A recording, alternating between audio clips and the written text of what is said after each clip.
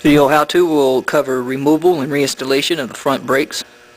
I'm demonstrating this on the passenger side, driver side is the same. Basically all you'll need is a 17mm ratchet. I'm sorry, 17mm socket with a ratchet, possibly an extension. Sometimes you can't get it all up here on this upper one because the brake hose is in the way. You'll need a C-clamp like this to press the brake caliper back in.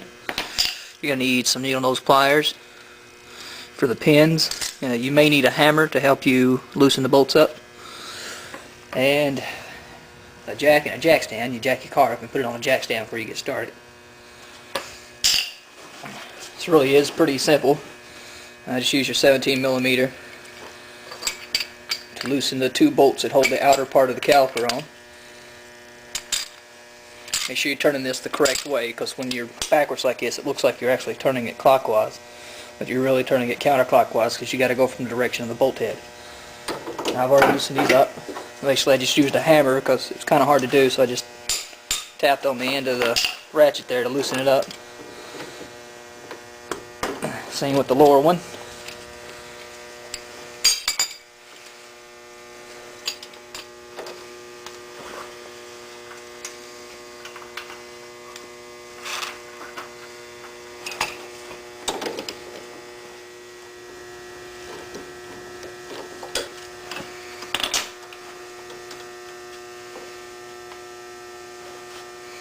Alright, after you get your two bolts out, say these pins set in the rear part of the caliper, pull this until the pins are free, then you can pull this off the rotor, and then you can pull the rotor off.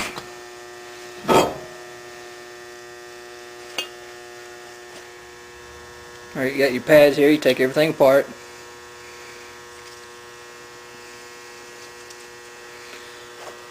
You pull your, some of them have these little cotter pins in them, others have a spring clip that goes all the way across. That's what you use your needle nose for, is to pull these out. I suggest you buy a new brake work kit.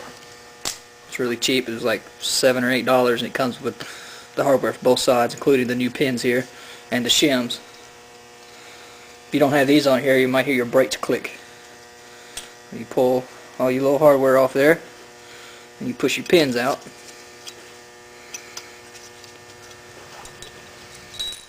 And then now your caliper is disassembled. And before you put your new pads in, you just take your pins, put them in with your holes facing up,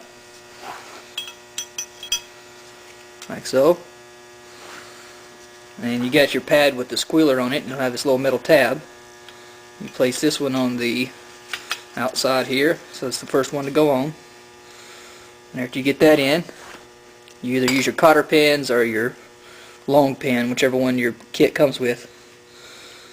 Put those back in there.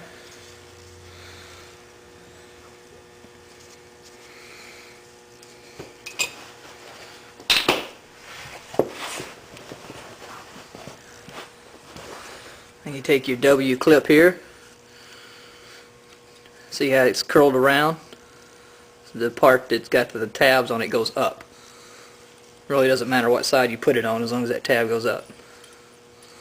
And then you'll notice you got a hole in the pad there that one of the little ends there goes into.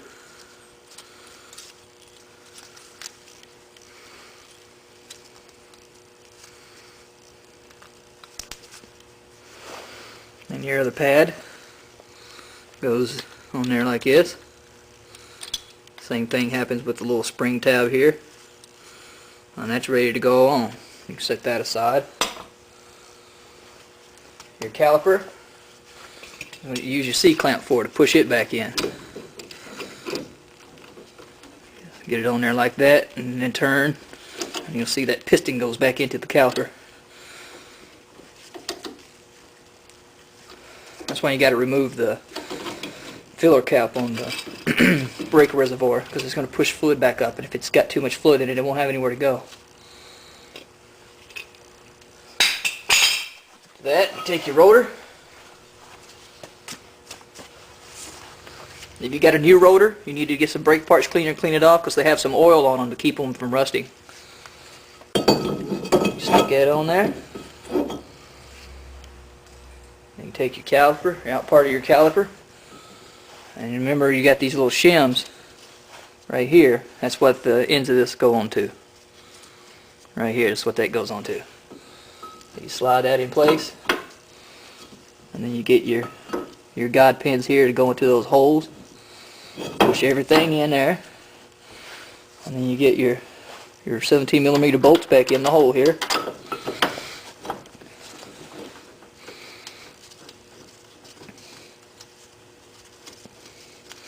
Just get them threaded in as far as you can by hand. You don't want to cross thread these. You should be able to get a few good turns out of it.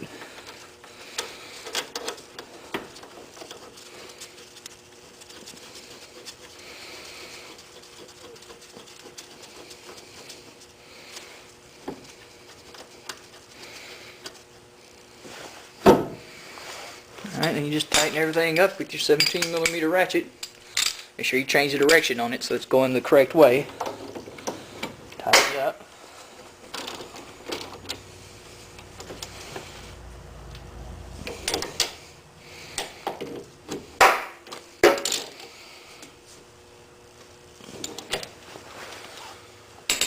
Very important. Very, very important. You want to get in the car and push the brakes until you feel them build pressure. Just pump them a few times until they build pressure. Since you push that piston back in, there's no pressure on it anymore. So you just need to pump your brakes till you build pressure back on it before you drive it, or else your brakes won't work the first 1 or 3 times you push them. And then you just put your wheel back on, put the car back on the ground, and you're ready to go. Can you believe they actually charge like $60 an axle to do this?